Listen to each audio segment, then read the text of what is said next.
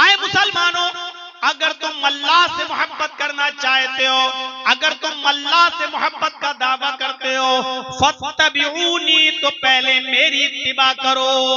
फत्तबिऊनी, पहले मेरे रास्ते पे चलो, मेरे नक्शे कदम पे चलो। बैठो तो वैसे जैसे नबी बैठते थे, चलो तो वैसे जैसे नबी चलते थे, खाओ तो वैसे जैसे नबी खाते थे, पियो तो वैसे जैसे नबी पीते थे, हैं? नमाज पढ़ो तो वैसे जैसे नबी पढ़ते थे, रोजा रखो तो वैसे जैसे नबी रखते थे, हज करो तो वैसे जैसे नबी हज किए थे, शादियां करो तो वैसे जैसे नबी ने करके बताई। लक़द काना लकुम फी रसूलिल्लाहि उस्वतुन हसना, तुम्हारे लिए रसूलुल्लाह की पूरी जिंदगी आइडियल। आप शादी में किसी को कद्दू खिलाकर देख लीजिए, बाराती अपने आप घट जाएंगे। लेकिन वो भिख मंगने लोग, लुटेरे लोग पहले ही शर्त लगा देते हैं, इतनी बारात आ रही है, 250-300 आदमी की मेहमानदारी अच्छी होनी चाहिए। ये भीख मांगने का सबसे स्टैंडर्ड तरीका है। अल्लाह का शुक्र है कि अल्लाह ने हमें एक ऐसा नबी दिया, एक ऐसा रसूल अता फरमाया जो माँ बाप की तरह मुझे सब कुछ सिखाता है, जो माँ बाप की तरह हम पर रहम करता है, वो रहमत बनकर आया है, वो हमें पेशाब और पैखाना करने का तरीका भी बताता है। अपनी औलाद को, अपने बच्चे को आज हम नबी के तरीके पर चलकर ढूंढें और तलाश करें कि हम अपनी औलाद को क्या तरबियत दे रहे हैं, कौन सी तरबियत दी आज। कभी इंस्टाग्राम चेक करके देखा आपने? हमारी बेटियां आज टिकटॉक पर डांस करती हुई नजर आती हैं, इंस्टाग्राम पर अपने दुपट्टे ओढ़नियों को उतारकर आज नाचती हुई नजर आती हैं, और बाप अपनी बेटी को इंस्टाग्राम पर नाचता हुआ देखकर खुश होता है कि मेरी बेटी अच्छा पैसा कमा रही है यूट्यूब से। मिन शुरूरि अनफुसिना व मिन सय्यिआति अमालिना,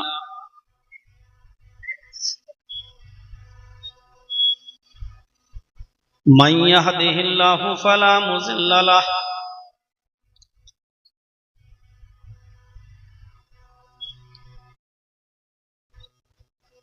व मन युज़लिल्हु फला हादिय लहु।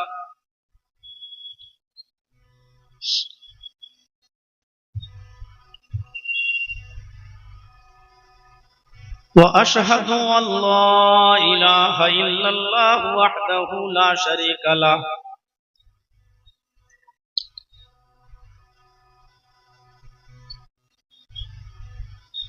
व अशहदु अन्ना मुहम्मदन अब्दुहु व रसूलुहु।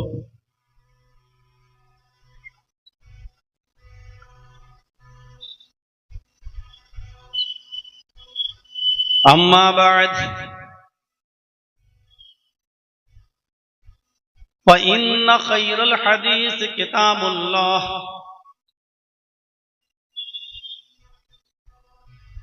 व खैरल हदी हदी मुहम्मदिन सल्लल्लाहु अलैहि वसल्लम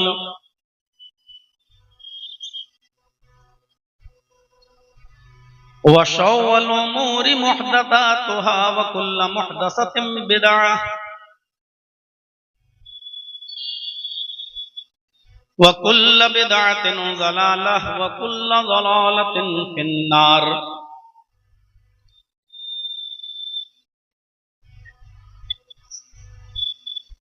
अऊज़ु बिल्लाहि मिनश शैतानिर रजीम। बिस्मिल्लाहिर रहमानिर रहीम।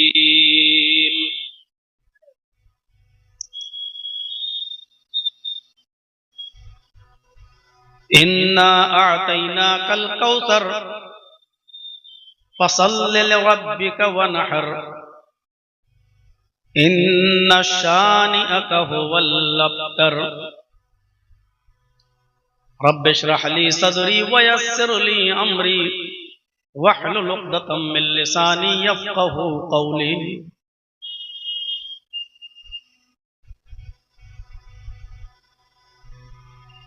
स्टेज पर तशरीफ फरमा मुअज़्ज़ज़ व मुअक्कर उलमाए किराम,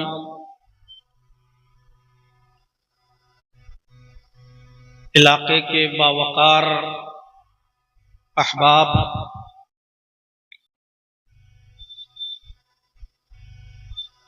मदरसा इस्लाहिया हकीम टोला हिफ्ज़ खाना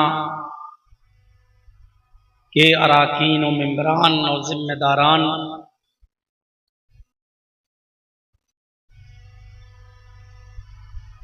और आसपास से कुर्ब व जवार से तशरीफ लाए हुए मुअज़्ज़ज़ सामीईन हज़रात, इस्लामी ख़वातीन, माँ और बहनों,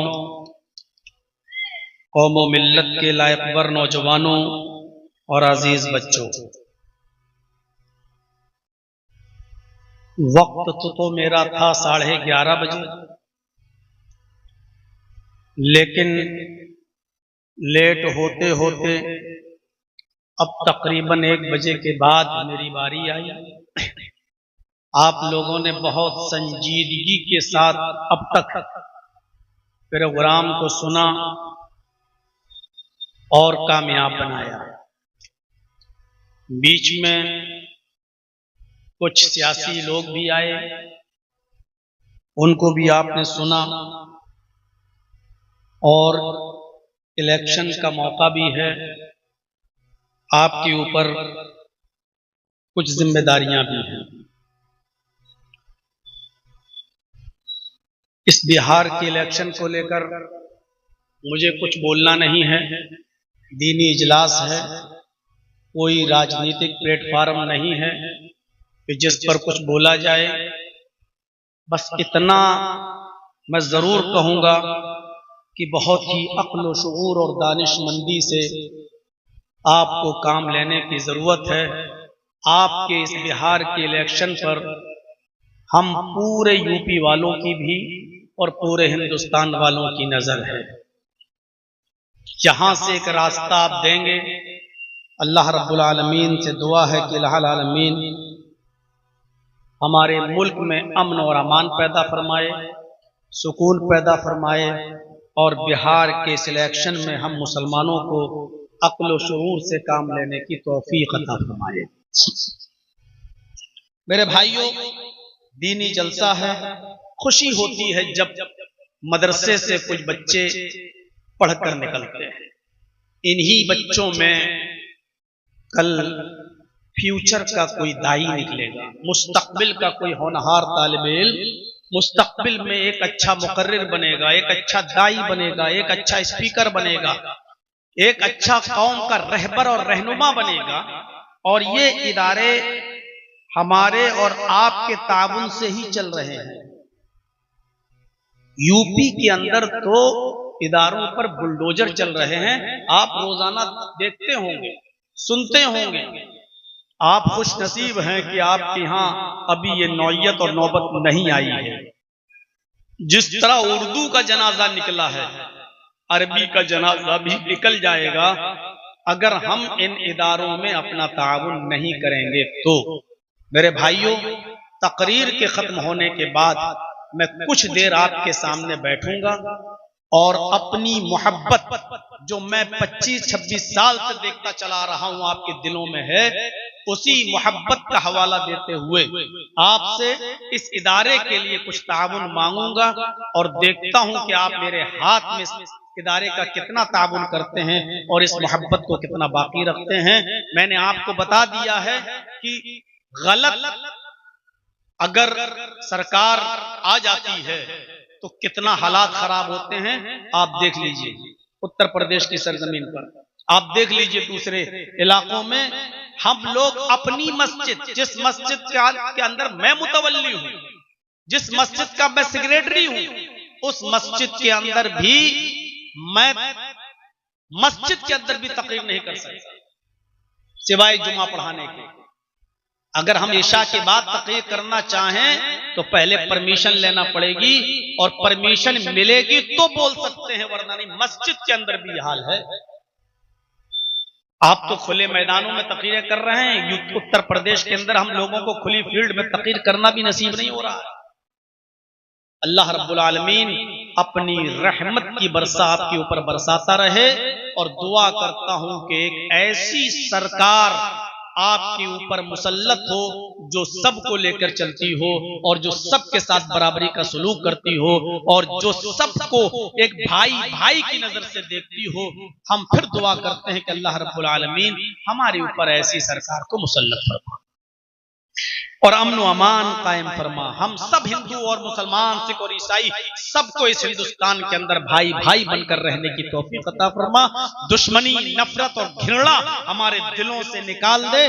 बारे इलाह, यही दुआ है तुझसे। ये तहज्जुद की नमाज का वक्त है और अल्लाह रब्बुल आलमीन आसमान दुनिया पर आकर पुकार कर कहता है, पहले आसमान पर है मेरा कोई बंदा जो मुझे पुकारे, है मेरा कोई बंदा जो मुझसे मांगे और मैं उसके दामन को भरूं।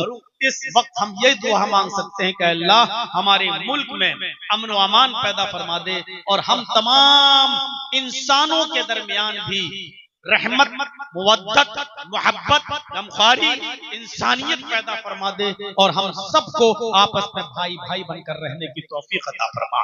मेरे प्यारे साथियों, अल्लाह ताला ने अपने नबी जनाब मोहम्मदुर रसूलुल्लाह सल्लल्लाहु अलैहि वसल्लम को पूरी इंसानियत के लिए रहमत बनाकर भेजा था।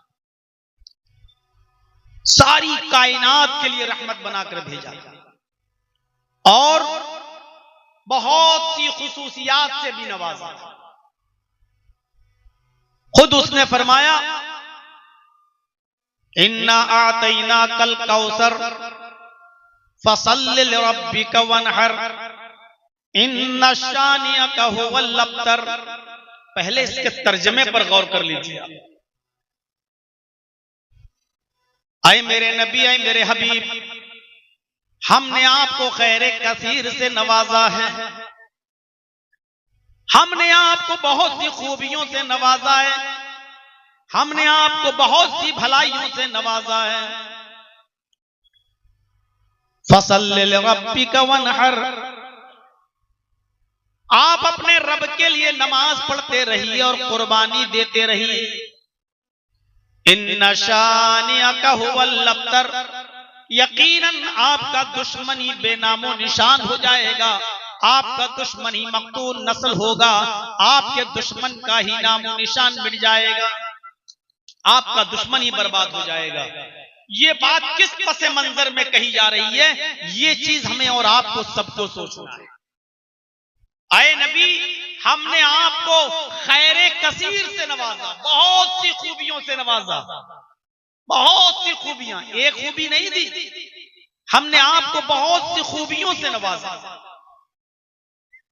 असल में ये आयत जब नाजिल हुई तो उसकी एक वजह थी। अल्लाह ने ये आयत जब उतारी तो उसकी एक वजह थी। नबी अकरम सल्लल्लाहु अलैहि वसल्लम की पहली शादी खदीजा से हुई 25 साल की उम्र में और खदीजा की उम्र थी 40 साल। 25 साल की उम्र थी नबी की, हालांकि उस वक्त आप नबी नहीं बने थे, और 40 साल की उम्र थी खदीजा की। खदीजा के दो शौहर इंतकाल कर चुके थे, तीसरे हस्बैंड थे, तीसरे शौहर थे मोहम्मदुर रसूलुल्लाह सल्लल्लाहु अलैहि वसल्लम। 6 बच्चे आपके खदीजा से पैदा हुए, 6 बच्चे खदीजा से पैदा हुए। पहला बच्चा जो आपका खदीजा से पैदा हुआ वो लड़का था जिसका नाम था कासिम, और उसी जिहद से नबी अकरम को कहा जाता है अबुल कासिम। कासिम बचपन में इंतकाल कर गए। पहला, सबसे पहले जो बच्चा पैदा हुआ खदीजा का, उसका नाम क्या था? कासिम।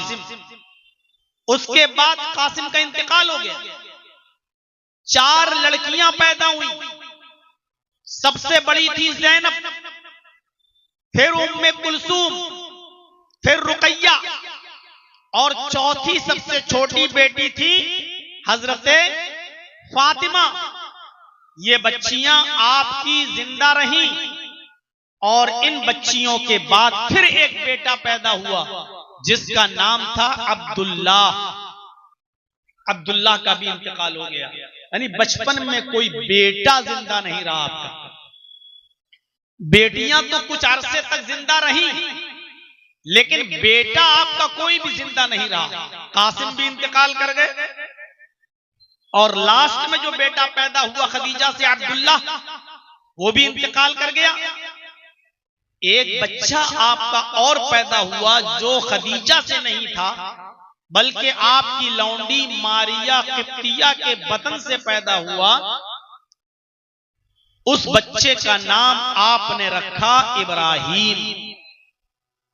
लेकिन 1.5 साल की उम्र पाकर, 18 महीने की उम्र पाकर इब्राहिम भी इंतकाल कर गए। बचपन में कोई बच्चा आपका जवानी तक जिंदा नहीं रहा, सब बचपन में इंतकाल कर गए। कासिम का भी इंतकाल हो गया, अब्दुल्ला का भी इंतकाल हो गया, और लौंडी मारिया किप्तिया से जो बेटा पैदा हुआ इब्राहिम, उसका भी इंतकाल हो गया। कासिम के इंतकाल, इब्राहिम के इंतकाल पर अल्लाह के नबी के आंखों में आंसू आए।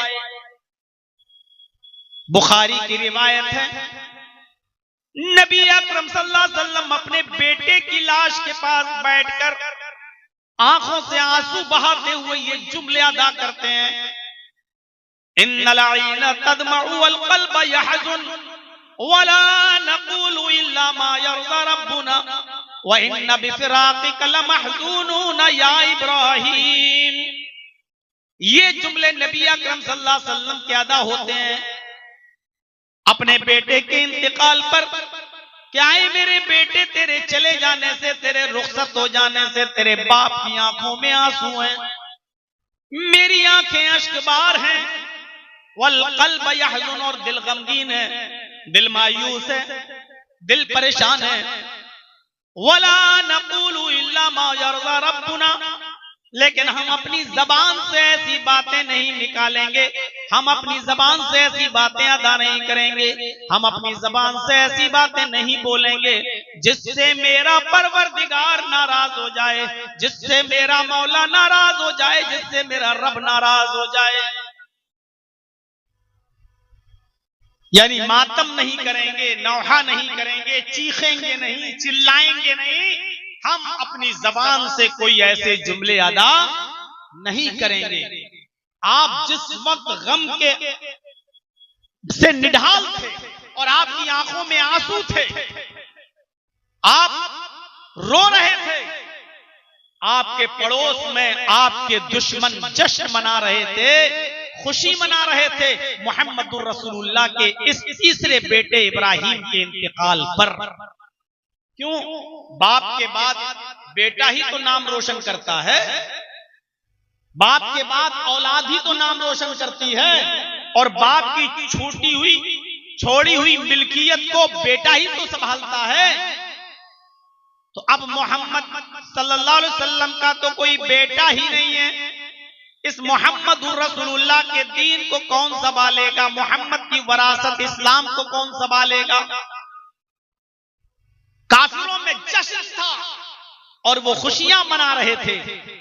लोगों, कासिम भी मर गए, अब्दुल्ला भी इस दुनिया से रुखसत हो गया, और तीसरा बेटा इब्राहिम भी इस दुनिया से चला गया।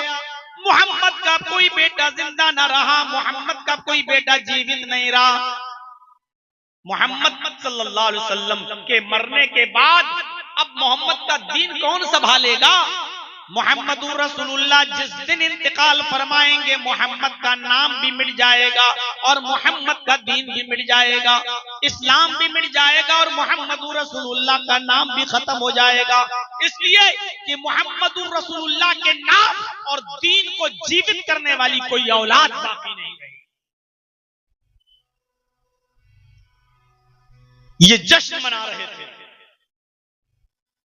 तब अल्लाह के नबी ने नजरें आसमान पे डाली और दुआ की, अल्लाह, क्या मेरे इंतकाल के बाद दीन मिट जाएगा? मेरा नाम लेने वाला कोई नहीं होगा। मेरे बेटे इस दुनिया में जिंदा नहीं रहे तो क्या मेरे रुखसत हो जाने के बाद मेरा दीन भी मिट जाएगा और कोई मेरा नाम लेने वाला ना होगा? तब अल्लाह ताला ने जिब्रील को भेजकर ये सूरत नाज़िल फरमाई, आए जिब्रील जाओ और मेरे नबी से कहो, इन्ना आतैना कल कौसर, हमने आपको बहुत सी खूबियों से, बहुत सी भलाइयों से नवाजा है। एक दो खूबी थोड़ी दी है, लाइन लग गई, बहुत सी भलाइयों से, खैर से और खूबियों से नवाजा है। कौन कहता है कि आपके इंतकाल के बाद आपका नाम मिट जाएगा? काफिर ये कह रहे हैं कि मोहम्मद मकतूल नस्ल हो चुके हैं, मोहम्मद के तीनों बेटे मर गए, अब मोहम्मद की नस्ल ही नहीं चलेगी। नस्ल तो औलाद से और खास तौर पर लड़कों से चलती है ना, तो मोहम्मदुर रसूलुल्लाह का तो अब कोई लड़का ही नहीं है, तो नस्ल कैसे चलेगी? मोहम्मदुर रसूलुल्लाह इंतकाल करेंगे, मोहम्मद की नस्ल खत्म हो जाएगी, मोहम्मद का नाम मिट जाएगा सल्लल्लाहु अलैहि वसल्लम। ये काफिरों ने कहा, अबू लहब ने कहा, अबू जहल ने कहा, आस इब्न वाइल ने कहा, वलीद इब्न मुगीरा ने कहा। दुश्मनाने इस्लाम जश्न मना रहे हैं, खुशियां मना रहे हैं। तो अल्लाह ताला ने फरमाया, इन्ना शानियका हुवल अब्तर, आपका नाम नहीं मिटेगा। आए नबी, आप नमाज पढ़ते रहिए और कुर्बानी देते रहिए, आपका दुश्मन ही बर्बाद हो जाएगा, आपका दुश्मन ही मकतूल नस्ल हो जाएगा, उसकी नस्ल खत्म हो जाएगी, वही मिट जाएगा, उसकी नस्ल नहीं फैलेगी, वही बर्बाद हो जाएगा, आपका नाम नहीं मिटेगा। और फिर अल्लाह ने ऐसा इंतजाम कर दिया कि 1400 सालों के बाद आज भी पूरी वर्ल्ड, दुनिया का, पूरी कायनात का, पूरे हिंदुस्तान नहीं, पूरी दुनिया में जितना भी मुसलमान जिंदा है और जीता है और सांस ले रहा है, 1400 साल के बाद आज भी वो मोहम्मदुर रसूलुल्लाह का नाम ले रहा है, नबी अकरम का जिक्र आज भी मौजूद है। सुबह फजर की अजान के लिए उठता है तो सबसे पहले हमारी आंख खुलती है तो हम आवाज सुनते हैं, अल्लाहु अकबर, अल्लाहु अकबर, अशहदु अल्ला इलाहा इल्लल्लाह। जहां मुअज्जिन अल्लाह का नाम लेता है, अल्लाह की वहदानियत का इकरार करता है, वहीं उसको मुहम्मदुर रसूलुल्लाह का नाम भी लेना पड़ता है। अशहदु अन्ना मुहम्मदर रसूलुल्लाह। आए मोहम्मद सल्लल्लाहु अलैहि वसल्लम, आए मेरे नबी, कौन कहता है कि आपके इंतकाल के बाद आपका नाम मिट जाएगा? जब तक दुनिया में आजान होती रहेगी, मेरा नाम लिया जाता रहेगा, मेरे नाम के साथ साथ आपका नाम भी लिया जाता रहेगा। और बताइए, अभी जो लोग इशा की नमाज पढ़ के आए हैं, उन्होंने इशा की अजान में आज भी मोहम्मदुर रसूलुल्लाह का नाम सुना होगा। 1400 साल से लेकर आज तक चला। कौन कहता है कि आपके इंतकाल के बाद आपका नाम मिट जाएगा? वुजू बनाते हैं, क्या दुआ पढ़ते हैं? बिस्मिल्लाह। बस वुजू की इतनी ही दुआ है, बिस्मिल्लाह।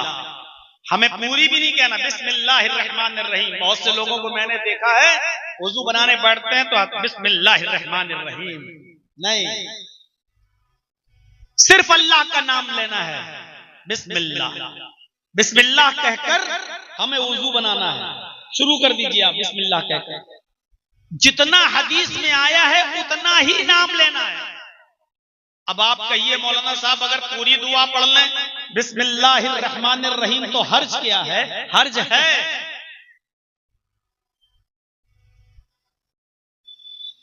हर्ज है। आप कुर्बानी के जानवर पर छुरी चलाते हो तो क्या कहते हो? बिस्मिल्लाही अल्लाहु अकबर। वहां आप कहिए कि हम पूरी बिस्मिल्लाह पढ़ दे, बिस्मिल्लाहिर्रहमानिर्रहीम अल्लाहु अकबर। हर्ज क्या है? नहीं पढ़ सकते। क्योंकि वहां जानवर पर छुरी चल रही है, वह रहमान और रहीम कह ही नहीं सकते। हर आदमी टोकेगा, वाह साहब रहमान भी कह रहे और रहीम भी कह रहे और छुरी भी चला रहे हैं।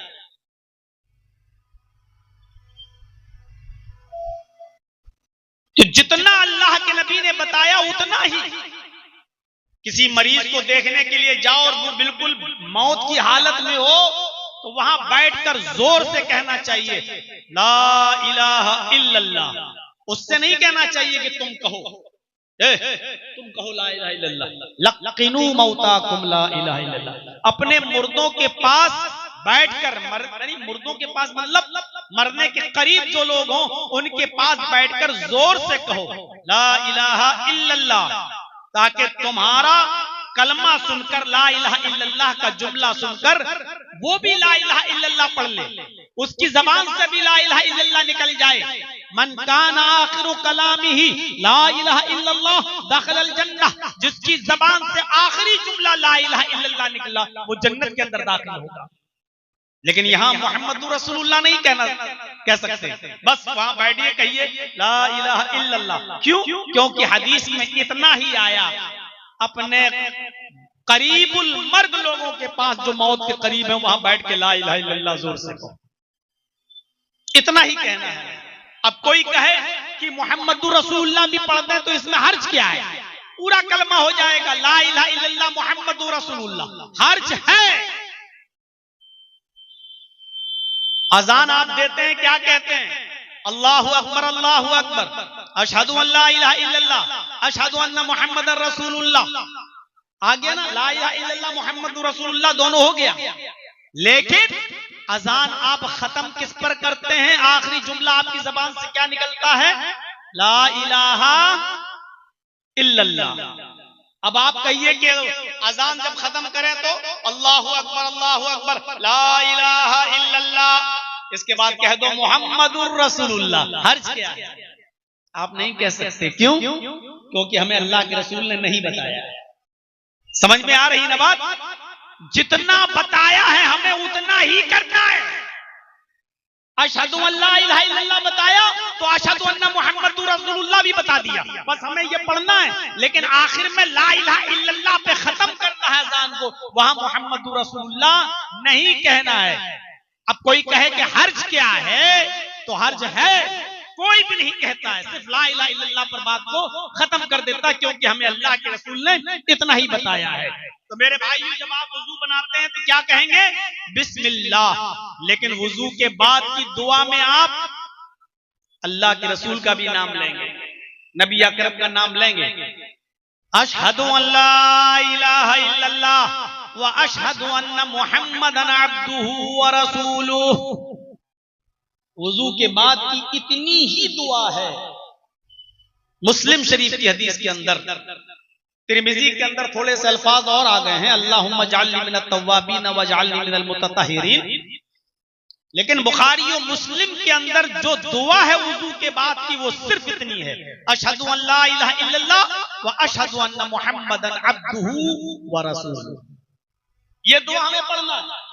नाम आ रहा है अशहदु अन्ना मुहम्मदन अब्दुहु व रसूलुहु, तो इसका मतलब यह है कि जब तक मुसलमान कायनात के अंदर, दुनिया के अंदर वुजू बनाएगा तो वुजू के बाद की दुआ में वो मुहम्मदुर रसूलुल्लाह का नाम भी लेगा। तो आए नबी कौन कहता है कि आपके इंतकाल के बाद आपका नाम मिट जाएगा?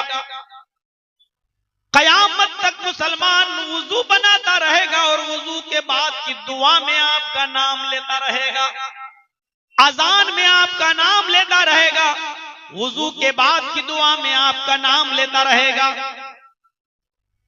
अजान में भी नबी का नाम, और अजान के बाद जब वो दुआ पढ़ेगा तो उस दुआ के अंदर भी वो आपका नाम लेगा। अल्लाहुम्मा रब्ब हाज़िहि दाअवति ताम्मा वस्सलातिल क़ाइमा आति मुहम्मदनिल वसीला वल फजीला वबअसहु मक़ामम महमूदा अल्लज़ी वअदता। बस यही दुआ है अजान के बाद की। पहले आप दरूद शरीफ पढ़ें, उसके बाद में ये दुआ पढ़ें, इसमें भी नबी अकरम का नाम आ रहा है। अल्लाहुम्मा रब्ब हाज़िहि दाअवति ताम्मा वस्सलातिल काइमा आति मुहम्मदनिल वसीला।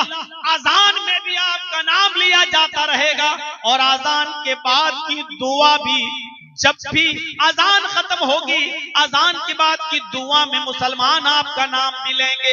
ऐ नबी, कौन कहता है आपके इंतकाल के बाद आपका नामो निशान मिट जाएगा, आपका नाम खत्म हो जाएगा, ये दीन मिट जाएगा।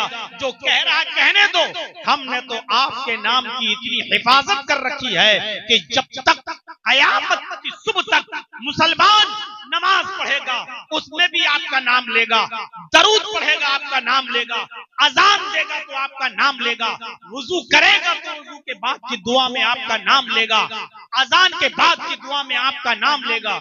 यहाँ तक कि नमाज इबादत तो मेरी है लेकिन नमाज के अंदर भी वो आपका नाम लेगा। अल्लाह अकबर। क्या पढ़िएगा? अल्लाहुम्मा बाइद बैनी व बैना खताया या सुब्हानक अल्लाहुम्मा व बिहम्दिका व तबारक अस्मुका व तआला जद्दुका व ला इलाहा गैरुक।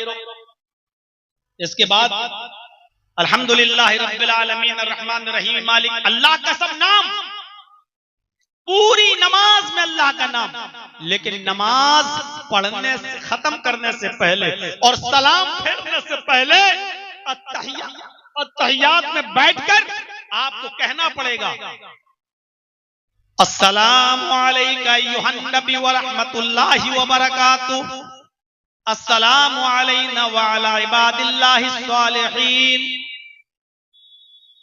अशहदु अन ला इलाहा इल्लल्लाह व अशहदु अन्न मुहम्मदन अब्दुहु व रसूलुहु। सलाम फेरने से पहले आपको पढ़ना पड़ेगा अल्लाहुम्मा सल्ली अला मुहम्मद, अल्लाहुम्मा बारिक अला मुहम्मद।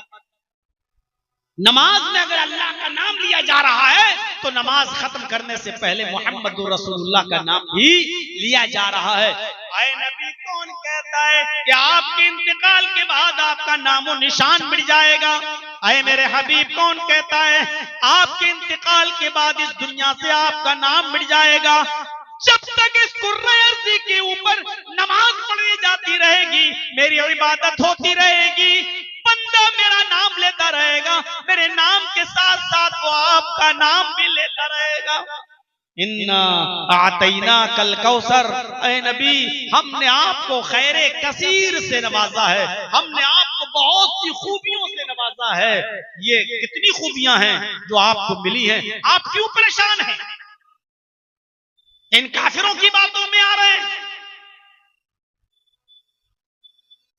अल्लाह तबारक व तआला ने मुहम्मदुर रसूलुल्लाह सल्लल्लाहु अलैहि वसल्लम की इताअत को दुखूले जन्नत का सबब बना दिया। लीजिए, माशाअल्लाह,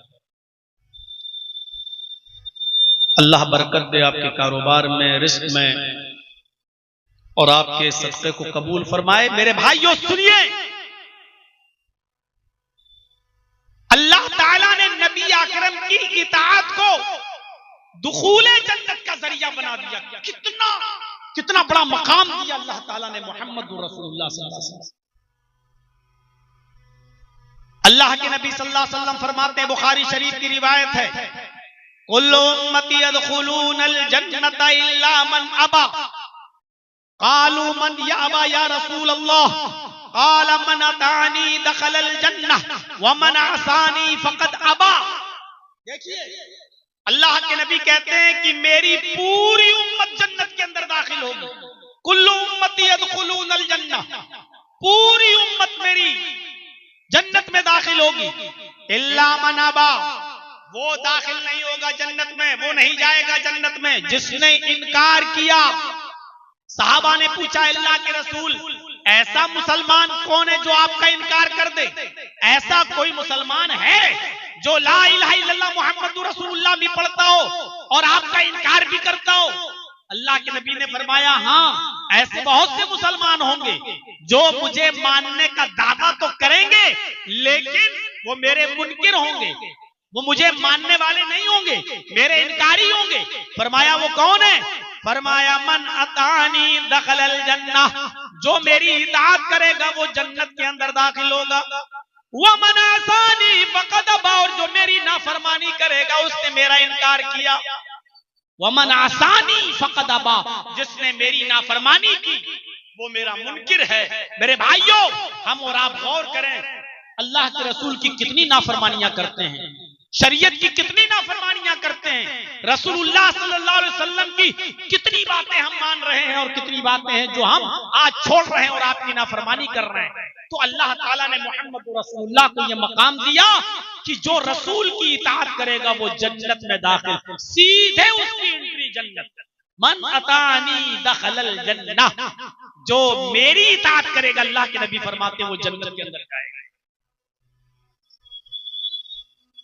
और एक और चीज समझने की कोशिश करिए, अगर हम मुसलमान ये चाहते हैं कि अल्लाह हमसे मोहब्बत करे, देखिए नबी का मकाम देखिए, अगर हम ये चाहते हैं कि अल्लाह हमसे मोहब्बत करे, अल्लाह हमसे प्यार करे, तो उसके लिए अल्लाह ने शर्त लगा दी, आए मेरे बंदो, अगर तुम अल्लाह से मोहब्बत करना चाहते हो, अगर तुम ये चाहते हो कि अल्लाह भी तुमसे मोहब्बत करे, अल्लाह भी तुम पर अपना प्यार बरसाए, अल्लाह भी तुम पर अपनी मोहब्बत की बरखा करे, बारिश करे, तो क्या कहा? तो उसके लिए शर्त यह है कि तुम्हें मोहम्मद रसूलुल्लाह की इत्तिबा करना पड़ेगी। अल्लाह ने कुरान में फरमाया, कुल इन कुंतुम तुहिब्बूनल्लाह, कुल इन कुंतुम तुहिब्बूनल्लाह फत्तबिऊनी युहिब्बुकुमुल्लाह। आए नबी कह दो, आए मुसलमानों, अगर तुम अल्लाह से मोहब्बत करना चाहते हो, अगर तुम अल्लाह से मोहब्बत का दावा करते हो, फत्तबिऊनी, तो पहले मेरी इत्तिबा करो, फत्तबिऊनी, पहले मेरे रास्ते पे चलो, मेरे नक्शे कदम पे चलो, फत्तबिऊनी युहिब्बुकुमुल्लाह, अल्लाह भी तुमसे मोहब्बत करेगा। सहाबा किराम को रसूल से कितनी मोहब्बत थी, इतनी इत्तिबा करते थे सहाबा कि अल्लाह के नबी सल्लल्लाहु अलैहि वसल्लम बैतुल मक़दिस की तरफ चेहरा करके नमाज पढ़ा रहे हैं। जब खाने काबा को किबला बनाया गया तब आपने यहाँ चेहरा किया, लेकिन जब तक खाने काबा को किबला नहीं बनाया गया था तब तक अल्लाह के रसूल और सहाबा बैतुल मुक़द्दस की तरफ चेहरा करके नमाज पढ़ते थे। आज भी जो लोग सऊदिया में हज या उम्रा करने जाते हैं, मदीना जब जाएं तो वो एक ऐसी मस्जिद है वहां जिसका नाम है मस्जिद क़िबलतैन, दो किबलों वाली मस्जिद। गए होंगे बहुत से लोग, हज करने गए होंगे, उम्रा करने गए होंगे, तो वो उस मस्जिद में भी गए होंगे। मदीना में है ये मस्जिद जिसका नाम है मस्जिद क़िबलतैन, दो किबलों वाली मस्जिद। इस मस्जिद में अल्लाह के नबी ज़ुहर की या असर की नमाज पढ़ा रहे थे और बैतुल मुक़द्दस की तरफ आपका चेहरा था। नमाजी की हालत में अल्लाह के नबी सल्लल्लाहु अलैहि वसल्लम को हुक्म होता है, जिब्राइल अमीन आते हैं कि किबला बदल दिया गया है, अब बैतुल मुक़द्दस की तरफ चेहरा नहीं करना है, अब खाने काबा की तरफ चेहरा कर लो। नमाजी की हालत में अल्लाह के नबी और सहाबा का चेहरा बैतुल मुक़द्दस की तरफ था। नमाजी की हालत में आप पलट गए और आपने खाने काबा की तरफ अपना चेहरा किया। जब आप घूमे तो सहाबाए किराम जितने थे वो अपने आप पीछे पीछे अल्लाह के रसूल के पलट गए और नबी के पीछे चले गए। पहले ये किबला है तो ऐसे सब नमाज पढ़ रहे हैं, अल्लाह के नबी, ये सहाबा, और जैसे ही किबला इधर किया गया तो ऐसे अल्लाह के रसूल इधर हो गए तो सहाबाए किराम पीछे। और जब नमाज खत्म हुई, अल्लाह के नबी ने जब सलाम फेरा, अस्सलामु अलैकुम व रहमतुल्लाह, अस्सलामु अलैकुम व रहमतुल्लाह, किसी एक सहाबी ने ये नहीं कहा अरे अल्लाह के रसूल ये क्या हुआ है, आपने ऐसा क्यों किया? नहीं, हम तो उसी तरफ रुक करके नमाज पढ़ेंगे, हमारे बाप दादा तो जहां चेहरा करके नमाज पढ़ते आए हैं हम तो वही चेहरा करके नमाज पढ़ेंगे। आज कोई बात हो जाए ना, कितना मुश्किल काम है। ये फर्ज नमाज के बाद दोनों हाथ उठाकर मस्जिद में आज भी बहुत सी जगहों पर हम देखते हैं दुआ होती है, और जब कहा जाता तो वहां अरे मौलाना साहब ये लोग नहीं मानते हैं, मोहल्ले वाले नहीं मानते, गांव का मुखिया नहीं मानता है, कह रहा हमारे बाप दादा से जो चला आ रहा है वो होगा, तुम्हें नमाज पढ़ाना हो पढ़ाओ, नहीं तो रास्ता लो, मजबूरी है। आज भी हम बहुत सी चीजें खत्म नहीं कर पा रहे हैं बाप दादा के नाम पर, बाप दादा से जो चली आ रही है वो हम करते चले आएंगे। मेरे भाइयों, अल्लाह के नबी सल्लल्लाहु अलैहि वसल्लम के सहाबा आपके पीछे आ जाते हैं और किसी एक सहाबी ने ये नहीं कहा कि ऐसा आपने कैसे कर दिया। और पढ़िए अबू दाऊद किताबुस सलात, अल्लाह के नबी सल्लल्लाहु अलैहि वसल्लम जूते पहनकर नमाज पढ़ा रहे हैं। बेटा उधर देते जाओ। अल्लाह के रसूल जूते पहनकर नमाज पढ़ा रहे हैं और सहाबा भी पीछे आपके सारे के सारे जूते पहनकर नमाज पढ़ रहे हैं। गौर से सुनिएगा। वो मसला अलग है कि आज भी जूते पहनकर नमाज पढ़ सकते हैं कि नहीं पढ़ सकते हैं, लेकिन जनाजे की नमाज हम और आप जूते ही पहन के पढ़ते हैं। अच्छा, बहुत से लोग क्या करते हैं, जनाजे की नमाज जब पढ़ेंगे तो जूते या चप्पल से पैर निकाल लेंगे और उसके ऊपर खड़े हो जाएंगे। आपने देखा होगा। अल्लाह के बंदे, बात तो फिर भी वही हुई, जूते के ऊपर खड़े हो जाओ या चप्पल के ऊपर हो तो जूते और चप्पली के ऊपर, या तो अलग रख देते आप, लेकिन अलग नहीं रख रहे हैं, आपने निकाला और उसके ऊपर खड़े हो गए। बात तो वही है। तो इसलिए जूते पहनकर नमाज पढ़ने में कोई हर्ज नहीं, लेकिन आजकल मस्जिदों की सफाई और सुथराई के पेश नजर अब जूते बाहर उतारने की सुविधा है, इसलिए उतारना चाहिए। हम ये नहीं कह रहे हैं कि अब भी वही काम नहीं। उस जमाने में लैंडर नहीं हुआ करते थे, जमीन बहुत गर्म हो जाया करती थी सूरज की गर्मी से, और नंगे पैर अगर जमीन पे खड़े हो जाएं तो पैरों में फलक पड़ जाया करते थे, इतनी गर्म जमीन हो जाती थी। तो इसलिए अल्लाह के रसूल और सहाबा जूते पहनकर नमाज पढ़ते थे और अल्लाह के नबी पढ़ाते थे। अबू दाऊद के अल्फाज, अल्लाह के नबी जूते पहनकर नमाज पढ़ा रहे हैं और आपके पीछे सहाबा भी नमाज पढ़ रहे हैं जूते पहनकर। नमाज ही की हालत में अल्लाह के रसूल ने अपने दोनों जूते उतारे, वह वज़अन यसारी ही अपने बाएं तरफ रख दिए। ऐसे उतारे दोनों जूते और बाएं तरफ रख दिए, ऐसे उल्टे तरफ, उल्टे साइड। जितने सहाबा थे उन्होंने देखा जो नबी के पीछे नमाज पढ़ रहे थे, उन्होंने भी पैरों से जूते निकाले और बाएं तरफ रखे।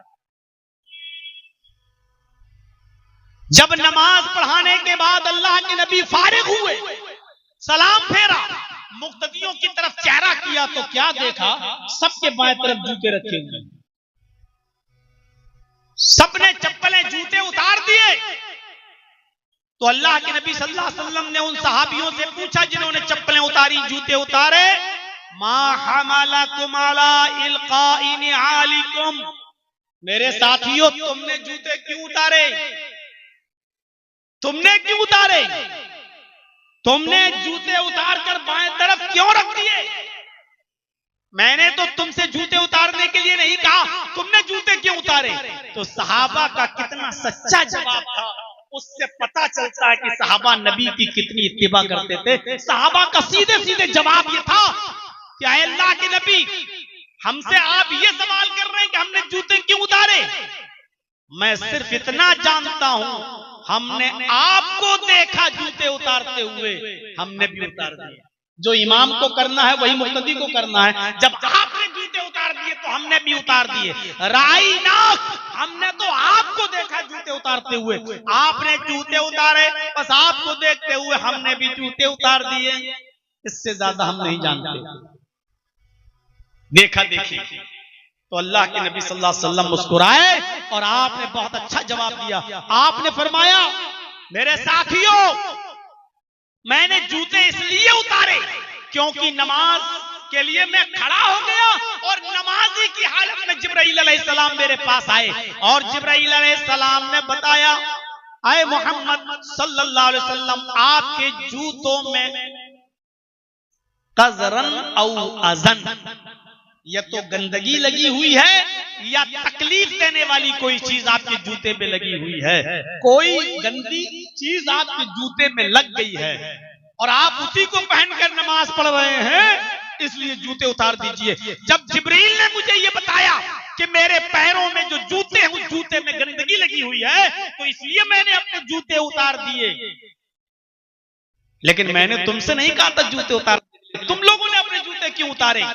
सुनो, जब तुम लोग मस्जिद में, जब तुम लोग नमाज के लिए आया करो तो अपनी नमाज पढ़ने से पहले अपने जूते देख लिया करो।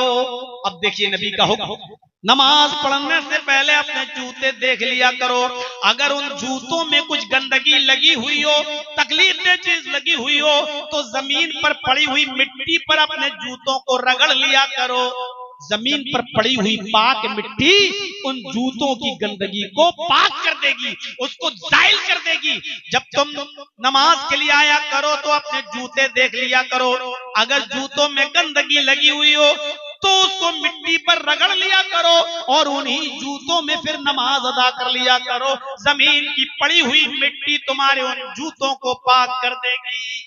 पूरी हदीस बताने का मकसद सिर्फ इतना है कि अल्लाह के रसूल की इतनी इत्तिबा करते थे सहाबाए किराम कि अल्लाह के नबी ने फरमाया,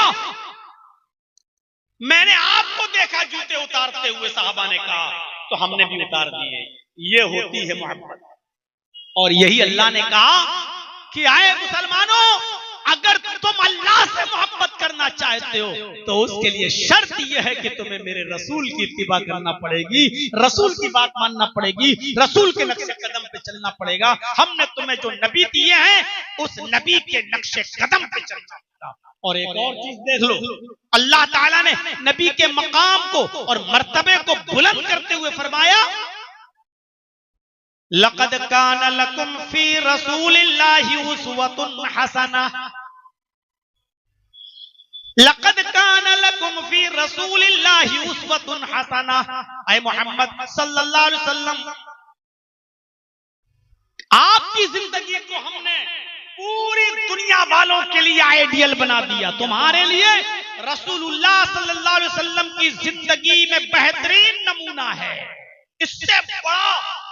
इससे बड़ी भलाई क्या हो सकती है कि अल्लाह ताला ने रसूल की पूरी जिंदगी को आइडियल बना दिया है, पूरी जिंदगी नमूना। अल्लाह ताला ने ये मकाम किसी को नहीं दिया। उठो तो वैसे जैसे नबी उठते थे, बैठो तो वैसे जैसे नबी बैठते थे, चलो तो वैसे जैसे नबी चलते थे, खाओ तो वैसे जैसे नबी खाते थे, पियो तो वैसे जैसे नबी पीते थे, नमाज पढ़ो तो वैसे जैसे नबी पढ़ते थे, रोजा रखो तो वैसे जैसे नबी रखते थे, हज करो तो वैसे जैसे नबी हज किए थे, शादियां करो तो वैसे जैसे नबी ने करके बताई। लक़द काना लकुम फी रसूलिल्लाहि उस्वतुन हसना, तुम्हारे लिए रसूलुल्लाह की पूरी जिंदगी आइडियल, पूरी जिंदगी आइडियल, पूरी जिंदगी को नमूना। अल्लाह ताला ने यह मकाम किसी को नहीं दिया। उठना, बैठना, लेटना, सोना, जागना, खाना, पीना, सब कुछ, यहां तक के पेशाब और पैखाने का तरीका भी मोहम्मद रसूलुल्लाह ने बताया। और हजरत उमर फारूक का वो मशहूर वाकया अल-खसाइस में अल्लामा सयूती रहमतुल्लाह अलैह ने नकल किया है कि उमर फारूक का बेटा घोड़ा दौड़ाते हुए जब आया, घोड़सवारी करते हुए थका हुआ, तो कहने लगा कि घर में क्या पका हुआ है अब्बू, मुझे भूख लग रही है। कहा वो खाना बना हुआ रखा है, खा लो। जैसे बेटे ने हांडी का ढक्कन उठाकर देखा तो लौकी, आपके यहाँ कद्दू बोलते होंगे, लंबी सी होती है, हमारे यहाँ उसको लौकी बोला जाता है, आपके यहाँ कद्दू, कहीं कहीं कद्दू भी बोला जाता है। अल्लाह के रसूल को बहुत पसंद था ये गोश्त में भी आप ये कद्दू डाला करते थे, और गोश्त बनकर जब आता था तो आप कद्दू के ढेले उठा उठा के खाते थे। ये लौकी, ये कद्दू जब पका हुआ देखा तो उमर फारूक के बेटे ने नाक चढ़ा ली, ऐसे ये भी कोई खाने वाली चीज है। भूख भी लगी हो तो भूख मिट जाए। अब तो ये चीज मौलवियों को भी नहीं मिलती खाने को, और जिस साल मौलवी को कद्दू खिला दोगे तो अगले साल डेट नहीं मिलेगी जल्द से। मेहमानों की इज्जत नहीं करते हो, खातिरी नहीं करते हो। आप शादी में किसी को कद्दू खिलाकर देख लीजिए, बाराती अपने आप घट जाएंगे। लेकिन वो भिख मंगने लोग, लुटेरे लोग पहले ही शर्त लगा देते हैं, इतनी बारात आ रही है, 250-300 आदमी की, मेहमानदारी अच्छी होनी चाहिए। ये भीख मांगने का सबसे स्टैंडर्ड तरीका है। लड़की वाले पर बोझ बनने का सबसे बेहतरीन तरीका है, मेहमानदारी अच्छी होनी चाहिए। मतलब आप इसका समझ लीजिए, बड़े बड़े का मत खिलाइएगा। देसी और मटन से नीचे बात नहीं होगी। गरीब लड़कियों के माँ बाप पर यह बोझ डाला जाता है। आप कभी लौकी खिला के देख लीजिए, कद्दू खिला के देख लीजिए, चने की दाल खिला के देख लीजिए, सत्तू खिला के देख लीजिए, बाराती अपने आप कम हो जाएंगे, इज्जत नहीं होगी। जैसी उसने नाक चढ़ाई लड़के ने, ये भी कोई खाने वाली चीज है, ऐसे कहा। क्या देखता है उमर फारूक का बेटा कि उमर फारूक का हाथ तलवार की मियान पे नाच रहा है, तलवार की मियान पर। अभी तलवार निकली नहीं है, लेकिन हजरत उमर फारूक का हाथ तलवार की मियान उसके दस्ते के ऊपर है, ऐसे। बेटे ने देखा कि मेरे बाप तो तलवार निकालने पर आमादा हो गए, कहा नहीं नहीं अब्बू मैं खा रहा हूं, और खाना खाने बैठ गए। और जब खाना खा चुका तो क्या कहा, बेटे आज कद्दू को देखकर तुमने नाक और भौं चढ़ाया, चढ़ा लिया, कोई बात नहीं, तुम्हें मालूम नहीं था, मैं माफ कर रहा हूं। लेकिन आज जान लो, ये कद्दू मुहम्मदुर रसूलुल्लाह को, मेरे नबी को बहुत पसंद था। गोश्त के अंदर भी आप ये डाला करते थे।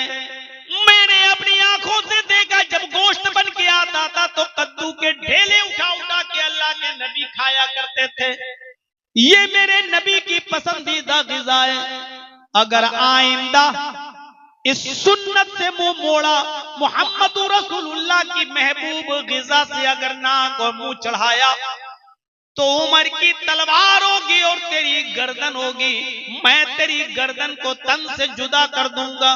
मैं ये नहीं देखूंगा कि कटने वाली गर्दन मेरे बेटे की है, बल्कि ये सोच कर मैं तेरी गर्दन मार दूंगा, ये मुहम्मदुर रसूलुल्लाह की महबूब ग़िज़ा से नफरत करने वाले की गर्दन है।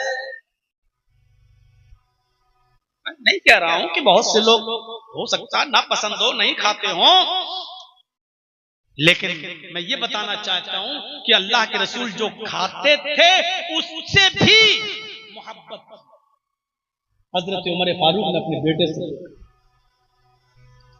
अंदाजा लगाया।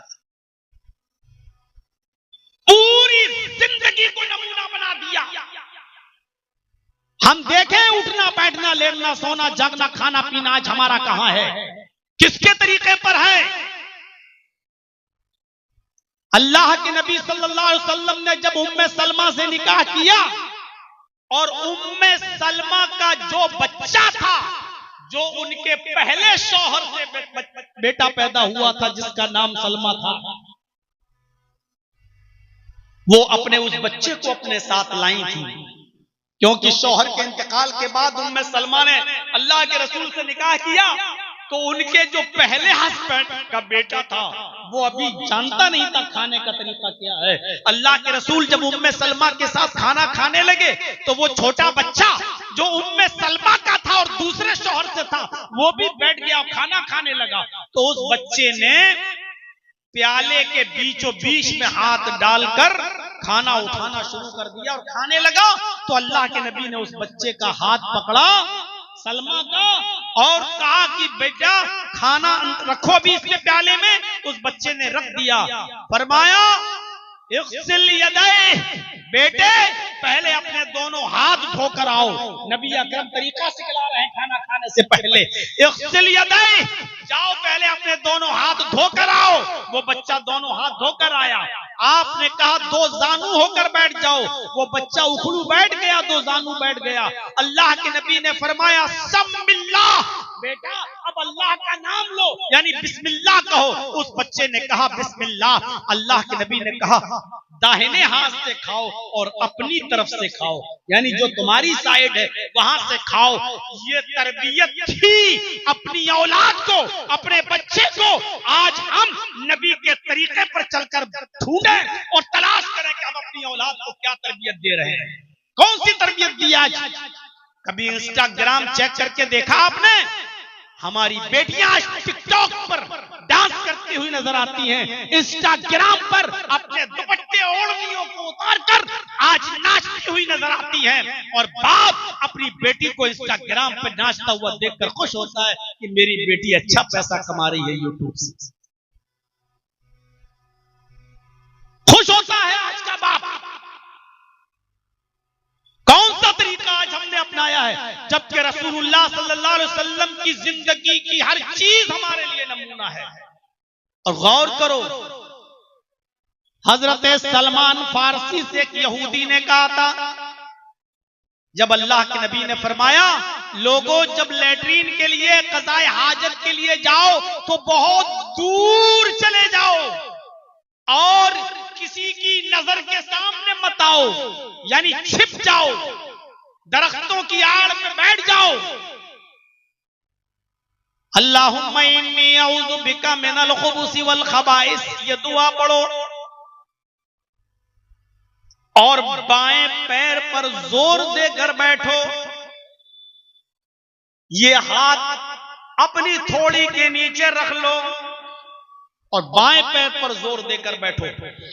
फरमाया कि फिर कम से कम अगर पानी न मिले तो इस्तिंजा करने के लिए 3 ताक ढेलों का इस्तेमाल करो, कम से कम 3 ढेले इस्तिंजा करें। पेशाब तब भी बहुत से लोग 1 ढेला लेकर जाते हैं, इस्तिंजा कर लेते हैं, सोचते पाक नहीं। इस्तिंजा भी, पेशाब से भी अगर आपको पाक होना है और आपको पानी नहीं मिलता है तो आपको 3 पत्थर चाहिए, 3 ढेले चाहिए। उसके लिए भी कम से कम 3 से ज्यादा हो 5-7 चलेगा, लेकिन 3 से कम में नहीं।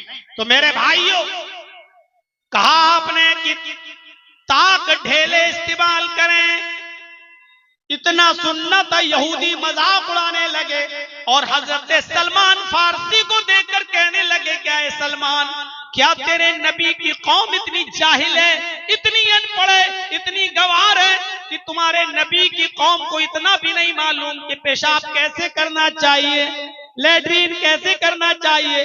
तुम्हारा नबी तो पेशाब करने का तरीका भी बताता है, लैट्रीन करने का तरीका भी बताता है। तब हजरत सलमान फारसी ने जो जवाब दिया मेरे भाइयों, बड़ा प्यारा जवाब था। फरमाया हाँ यहूदियों, तुम क्या अपनी अम्मा के पेट से सीख कर आए हो? अरे तुम्हें तो लैट्रीन करने का तरीका तुम्हारे माँ बाप ने सिखाया है, तुम तो जानते भी नहीं थे। जैसे जैसे बड़े होते गए तुम्हारे माँ बाप तुम्हें सिखाते गए।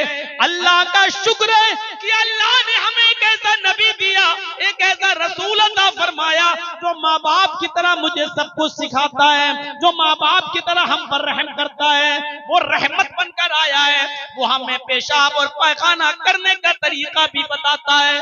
हाँ आए यहूदियों सुनो, मेरे नबी ने बताया कि जब पेशाब करने जाओ या लैट्रीन के लिए जाओ तो बहुत दूर चले जाओ, किसी की आंखों के सामने नजर ना आओ, बाएं पैर पर जोर देकर बैठो।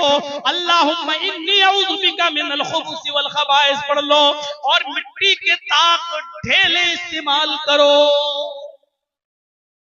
जो इस्लाम हमें लैट्रीन और पेशाब और पैखाने तक का तरीका बताता हो, जो नबी ने हमें सिखाया हो, अफसोस यह है कि जिसके पास इतना माहिर डॉक्टर हो वो कौम आज अपनी बीमारियों का इलाज वेस्टर्न कल्चर से ढूंढ रही है, पश्चिमी सभ्यता से ढूंढ रही है।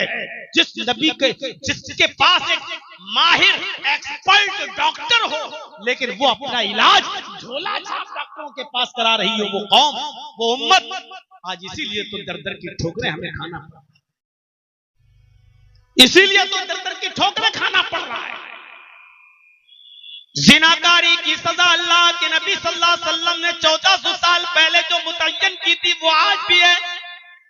आप तो इस सजा को मुतय्यन नहीं कर पाएंगे, लेकिन मैं खुद बंबई की सरजमीन पर एक प्रोग्राम के लिए गया और उसी वक्त बलात्कार का एक मुद्दा उठा और मैंने वहां के टीवी चैनलों पर देखा कि मनसे का राष्ट्रीय अध्यक्ष राज ठाकुरे चीख चीख कर मीडिया वालों को बोल रहा था कि रेपिस्ट की और बलात्कारियों की एक ही सजा होनी चाहिए जो इस्लाम ने मुतय्यन की है। इनको चौराहे पर खड़ा करके पत्थरों से मार मार के इनको हलाक कर देना चाहिए। जिसके पास इतना माहिर एक्सपर्ट डॉक्टर हो कि जिसके मशवरों को आज मनसे जैसी पार्टी के राष्ट्रीय अध्यक्ष भी बयान करने पर मजबूर हो रहे हो, आज वो कौम अपना इलाज दूसरों से करा रही है।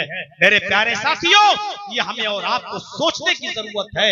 अल्लाह के नबी, अल्लाह ने कहा हमने तुम्हारे लिए रसूलुल्लाह की पूरी जिंदगी को आइडियल बना दिया, पूरी जिंदगी को नमूना बना दिया। हम नबी अकरम के पेशाब और पैखाने तक करने के तरीके तक तो हम नहीं जानते। गौर करो, जिसने हमें पेशाब करने तक का तरीका बताया हो, इस्तिंजा करने तक का तरीका बताया हो, ढेलों को कैसे इस्तेमाल करना हो ये भी बताया हो, उस नबी ने हमें नमाज पढ़ना नहीं सिखाया होगा, रोजा रखना नहीं बताया होगा, हज करना नहीं बताया होगा, ज़कात देना नहीं बताया होगा, शादी करना नहीं बताया होगा। सारी चीजें शरीयत में मौजूद हैं, लेकिन आज हम उन तमाम चीजों से दूर होते चले जा रहे हैं। सारी चीजें नमूना, उठना, बैठना, लेटना, सोना, जागना, खाना, पीना। कयामत के दिन अल्लाह ये पूछेगा ही नहीं तुमने जोहर में 10 पढ़ी थी कि 12 रकात पढ़ी थी। अल्लाह ये नहीं पूछेगा तुमने तरावी 8 पढ़ी थी कि 20 पढ़ी थी। अल्लाह ये नहीं पूछेगा। कयामत के दिन जो सवाल होगा सबसे पहले नमाज के ताल्लुक से, अव्वलु मा युहासबु बिही यौमल क़यामति अस्सलाह। कयामत के दिन हुकूकुल्लाह में सबसे पहले अगर किसी चीज का सवाल होगा तो वो होगा नमाज के ताल्लुक से। जब अल्लाह नमाज के बारे में पूछेगा तो सिर्फ इतना पूछेगा, मैंने तो तुम्हें एक आइडियल दिया था, मैंने तो तुम्हें एक नमूना दिया था, मैंने तो तुम्हें एक मॉडल दिया था, तुमने नमाज उस आइडियल के मुताबिक पढ़ी या नहीं पढ़ी, यानी तुमने नमाज जनाब मोहम्मद रसूलुल्लाह के तरीके के मुताबिक अदा की या नहीं की, ये पूछेगा बस। आइडियल किसी कंपनी का कोई चश्मा आपको पसंद आ जाए तो आप उस कंपनी में जाएंगे और कहेंगे ऐसे 100 चश्मे बना दो, कहेगा ठीक है 1 हफ्ते में ले जाओ, और उसने आपके आइडियल और नमूने के मुताबिक अगर चश्मे नहीं बनाए तो आप नहीं लेंगे। वो कहेगा साहब लगाना ही तो है आपको, आप कहेंगे नहीं, मैंने जो नमूना दिया था, जो आइडियल दिया था, मुझे वैसे 100 चश्मे चाहिए, आपने नहीं बनाए, रख लो इसको, हटाओ, नहीं चाहिए मुझे। कयामत के दिन आप 20 नहीं 20,000 रकातें लेकर पहुंच जाएं, जोहर की 12 नहीं 12,000 रकातें लेके पहुंच जाएं, इशा की 17 नहीं 17,000 रकातें लेके पहुंच जाएं, 7 नहीं 7,000 रकातें लेकर पहुंच जाएं। अल्लाह कहेगा ये नमाजें अगर मेरे नबी के आइडियल के मुताबिक हैं, मेरे नबी के नमूने के मुताबिक हैं तो एक्सेप्ट है, और अगर नबी की मर्जी के मुताबिक नहीं, नबी के नमूने के मुताबिक नहीं तो रिजेक्ट। शादी और ब्याह देख लो, क्या ये बारातों का सिलसिला था? क्या ये सिलसिला था? क्या ये मेहंदी मलना? लड़के भी मेहंदी लगाना, हल्दी मलवाना, फूलों का हार चेहरे की शक्ल में डालकर बारात जाना, बारात से पहले आतिशबाजी और बंदूक चलाना, क्या ये सारी चीजें मौजूद थी? अरे निकाह तो इतनी पाकीज़ा चीज थी, इतनी पाकीज़ा चीज कि जिसके बारे में अल्लाह के नबी ने एक बहुत प्यारा जुमला अदा किया, बहुत प्यारा जुमला फरमाया, इन्ना आज़मन निकाही बरकतन,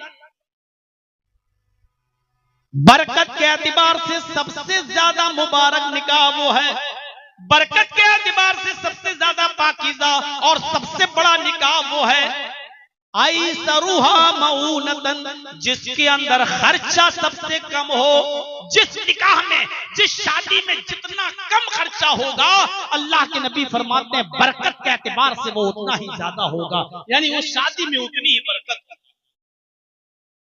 उस शादी में उतनी ही बरकत होगी।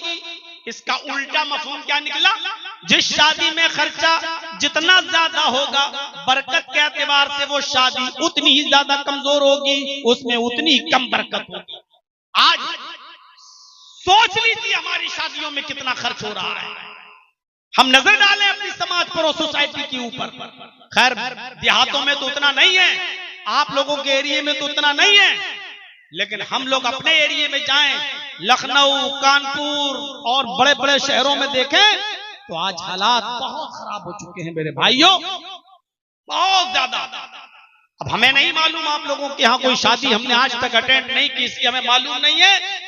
हम लोगों के यहाँ तो बाकायदा बारातियों की डिमांड भी पूरी करो, फिर उनको खड़े होकर खाना भी खिलाओ, खड़े होकर अलग अलग आइटम रखे हैं, सब खाना खाओ, अपने हाथ से निकालो और खाओ, जिसको हमारे यहाँ बड़े प्यार से बोला जाता है बफे सिस्टम, बफे सिस्टम। और मैंने 50 तकरीरों में कहा है इस सिस्टम का नाम होना चाहिए था गधा सिस्टम, कुत्ता सिस्टम, सुअर सिस्टम, जिसका बड़ी तहजीब के साथ नाम लिया जाता है बफे सिस्टम।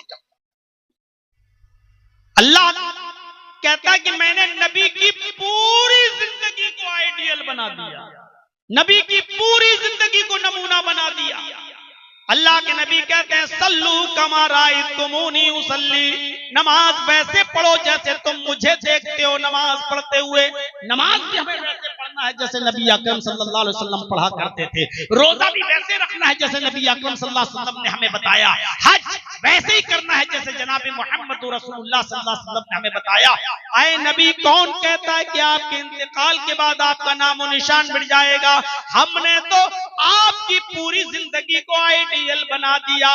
लोग उठेंगे वैसे जैसे आप उठते हैं, लोग सोएंगे वैसे जैसे आप सोते हैं, लोग चलेंगे वैसे जैसे आप चलते हैं, लोग शादियां वैसे करेंगे जैसे आपने करके बताई है, लोग खाएंगे और पिएंगे वैसे जैसे आप सिखा कर जाएंगे। हमने तो आपकी जिंदगी को आइडियल और मॉडल बना दिया। मेराज किसी नबी को यह शर्फ हासिल नहीं हुआ। सुब्हानल्लज़ी असरा बिअब्दिही लैलन मिनल मस्जिदिल हराम इलल मस्जिदिल अक़सा। अल्लाह ले गया अपने नबी को पहले बैतुल मक़दिस, वहां आपने वुजू बनाया, जिब्राइल ने आपका हाथ पकड़ा, आपको मुसल्ला इमामत पे खड़ा कर दिया, बैतुल मक़दिस में खड़ा कर दिया। सारे नबी जितने भी आए थे मोहम्मद रसूलुल्लाह से पहले, अल्लाह ने सबको, सारे नबियों को बैतुल मुक़द्दस में पहुंचा दिया। अल्लाह हर चीज पर कादिर है। अल्लाह ने सारे नबियों को बैतुल मुक़द्दस में पहुंचा दिया। अल्लाह के नबी फरमाते हैं जिब्रील मुझे कहां ले जा रहे हो? जिब्रील ने कहा इमामत के मुसल्ले पर। फरमाया ये मेरे पीछे कौन लोग हैं? जिब्रील ने कहा ये सारे पैगंबर हैं जो अब तक दुनिया में आए थे। फरमाया मुझे क्या करना है? जिब्रील ने कहा आपको नमाज पढ़ाना है। इनको क्या करना है? जिब्रील ने फरमाया इन सारे पैगंबरों को आपके पीछे नमाज अदा करना है। अल्लाह के नबी जनाब मोहम्मद रसूलुल्लाह ने 2 रकात नमाज अदा कराई, 2 रकात नमाज पढ़ाई। सारे नबियों ने आपके पीछे नमाज अदा की, सारे नबियों ने आपके पीछे नमाज पढ़ी। आपको इमामुल अंबिया बना दिया गया, सारे नबियों का इमाम बना दिया गया। अय नबी कौन कहता है आपके इंतकाल के बाद आपका नामो निशान मिट जाएगा?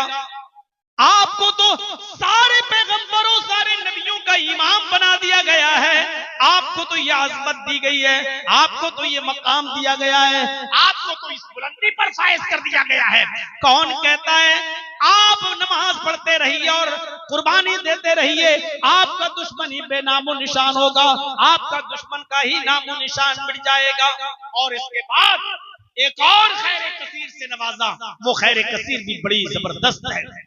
फरमाया अल्लाह के नबी ने, मैं हौज़े कौसर पर बैठा हूंगा, तुम्हारा मीरे कारवां हूंगा, और मैं अपने हाथ से लोगों को पानी पिलाऊंगा।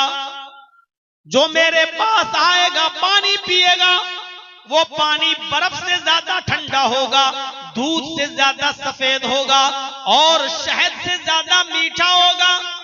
अल्लाह के नबी फरमाते हैं कि वो पानी बर्फ से ज्यादा ठंडा, दूध से ज्यादा सफेद और बर्फ से ज्यादा ठंडा, दूध से ज्यादा सफेद, शहद से ज्यादा मीठा होगा। जो एक बार मेरे हाथ से पानी पी लेगा, लम यज़मा बादा, फिर मैदान महशर में जितनी देर वो रुकेगा उसको प्यास नहीं लगेगी। हदीस की किताबें बताती हैं कि मैदान महशर में 50,000 साल का एक दिन होगा, 50,000 साल का एक दिन होगा। फिर उसको जितनी देर वो मैदान महशर में होगा उसको प्यास नहीं लगेगी। अल्लाह के नबी फरमाते हैं अल्लाह ताला मुझे हौज़े कौसर पर बिठाएगा, मैं मीरे कारवां हूंगा, पानी पिलाऊंगा। मर्रा अलैया शरिबा मन शरिबा लम यज़मा बादा, जो मेरे पास से गुजरेगा वो पानी पिएगा, और जो एक बार पानी पी लेगा फिर उसको कभी प्यास नहीं लगेगी। उसके बाद फरमाया एक कौम मेरे पास आएगी पानी पीने के लिए, युहालु बैनी व बैनहुम, मेरे और उनके दरमियान एक दीवार खड़ी कर दी जाएगी। फरिश्ते उन लोगों को मेरे पास नहीं आने देंगे। मैं फरिश्तों से कहूंगा इनको आने दो, यारिफूनी व अरफुहुम, मैं इनको जानता हूं, ये मुझे जानते हैं, ये मेरे उम्मती हैं, ये पानी पीना चाहते हैं, इनको आने दो। अल्लाह के नबी कहते हैं फरिश्ते कहेंगे नहीं, आप इनको नहीं जानते। आए अल्लाह के नबी, आपके इंतकाल के बाद इन लोगों ने आपके दीन को बदल दिया था, आपके मजहब को बदल दिया था, दीन में नई नई बिदातें निकाल ली थी। ला तदरी मा अहदसु बादक, आपको नहीं मालूम आपके इंतकाल के बाद इन लोगों ने दीन में नई नई चीजें निकाल ली थी, दीन में नई नई चीजों को ईजाद कर रखा था, दीन में नई नई चीजें इन लोगों ने बना रखी थी, इसलिए आप इनको पानी नहीं पिला सकते। तब अल्लाह के नबी कहेंगे सुहकन सुहकन लिमन गय्यरा दीनी, मेरे दीन को जिन्होंने बदल दिया उनको मेरी निगाहों के सामने से दूर कर दो, उनको मेरी आंखों के सामने दूर कर दो। मेरे प्यारे साथियों, ये हौज़े कौसर की बरकत भी नबी अकरम सल्लल्लाहु अलैहि वसल्लम को मिली। ऐ नबी कौन कहता है कि आपके इंतकाल के बाद आपका नाम निशान मिट जाएगा? इतना बड़ा मकाम अल्लाह ताला ने नबी अकरम को नवाजा कि अल्लाह के नबी सल्लल्लाहु अलैहि वसल्लम फरमाते हैं, इब्ने माजा के अल्फाज हैं, अल्लाह के नबी सल्लल्लाहु अलैहि वसल्लम फरमाते हैं, अबू जर गफारी ने पूछा आय अल्लाह के नबी, आपको ये कैसे यकीन हुआ कि आप अल्लाह के नबी हैं, आपको अल्लाह ने रसूल बनाकर भेजा? तो अल्लाह के नबी फरमाते हैं सुनो, दो फरिश्ते आसमान से मेरी तरफ आए, सुन लीजिएगा मेरे भाइयों, दो फरिश्ते आसमान से मेरी तरफ आए, एक जमीन पर आ गया और एक जमीन और आसमान के बीच में रह गया। एक फरिश्ता जमीन और आसमान के बीच में रह गया और एक फरिश्ता जमीन पर आ गया। जमीन वाले फरिश्ते ने पूछा आसमान वाले फरिश्ते से, अल्लाह के रसूल के पास पहुंचकर ख्वाब में, हुआ, क्या ये वही हैं जिनके पास हमें भेजा गया? तो आसमान वाले फरिश्ते ने कहा हाँ यही है अल्लाह के रसूल, यही है मोहम्मदुर रसूलुल्लाह। तो आसमान वाले फरिश्ते ने कहा जमीन वाले फरिश्ते से, जिन्हु बिर्रजुलिन मिन उम्मतिही, इसको तराजू पर तौल दो, एक आदमी को इनके साथ रखो, तराजू उठाओ, देखो कौन भारी है, किसका वजन सबसे ज्यादा है।